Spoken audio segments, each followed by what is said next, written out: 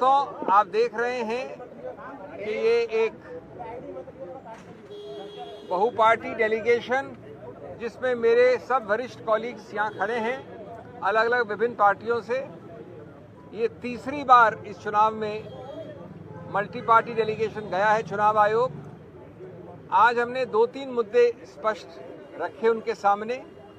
उन्होंने हमें कम समय में समय दिया, इसके लिए हम धन्यवाद करते हैं उनका। सबसे महत्वपूर्ण और अहम मुद्दा ये है कि पोस्टल बैलेट्स ये एक जानी मानी प्रक्रिया है कि चुनाव के परिणाम को एक तरफ से दूसरी तरफ ले जा सकती है।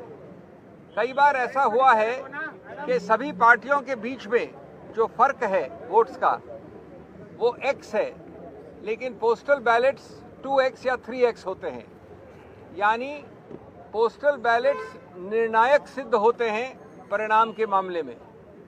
इसलिए चुनाव आयोग ने एक जो रूल है, प्रावधान है, जो एक्ट के अंतर्गत रूल बनता है, जो स्टैट्यूटरी रूल होता है, कोई गाइडलाइन नहीं, कोई चिट्ठी नहीं, उसके अंदर कहा है अंतर्गत कि पोस्टल बैलेट्स की गिनती पहले ली जाएगी, यानी ईवीएम की गिनती के पहले पोस्टल बैलेट्स की गिनती ली जाएगी। ये रूल 54A में लिखा है स्पष्ट रूप से।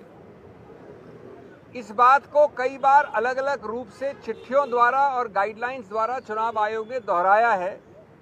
2019 में बड़े स्पष्ट रूप से कहा कि पहले आप पोस्टल बैलेट की गिनती शुरू करिए, उसके कुछ समय बाद आप ईवीएम की गिनती शुरू कर सकते हैं, लेकिन, और ये बहुत अहम बात है, आप ईवीएम की गिनती खत्म नहीं कर सकते या परिणाम का अंत नहीं कर सकते जब तक पोस्टल बैलेट का पूरा रिजल्ट गणना के बाद घोषित न हो जाए।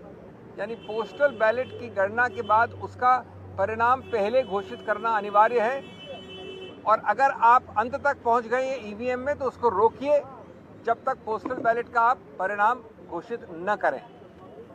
इसके बावजूद, और ये हमारी याचिका है, ये हमारी कंप्लेंट थी आज चुनाव आयोग से, चुनाव आयोग ने गाइडलाइंस द्वारा इस स्टैट्यूटरी रूल नियम को बदला है। वो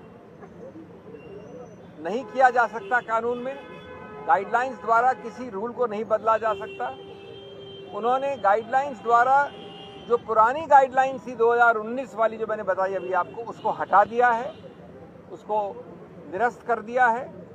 और इसका बड़ा सरल और सीधा परिणाम ये होता है कि ईवीएम की पूरी गणना हो जाए अंत तक, तब तक भी पोस्टल बैलेट की निर्णय की घोषणा करना अनिवार्य नहीं रहा है।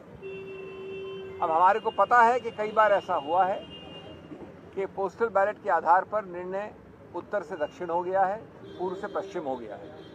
इसीलिए ये प्रावधान बनाया गया था, यही इसका औचित्य है।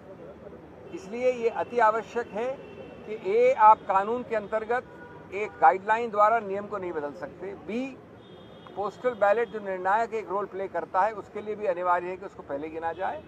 और तीसरा कि एक लेवल प्लेइंग फील्ड के लिए, गणतंत्र के लिए, स्वतंत्र चुनाव के लिए, जो कि संविधान के मूल तत्वों का एक अभिन्न अंग माना गया है, ये आवश्यक है कि जो पुराना रूल था उसी को फॉलो किया जाए, जो प्रावधान अभी भी है उसी को रूल किया जाए।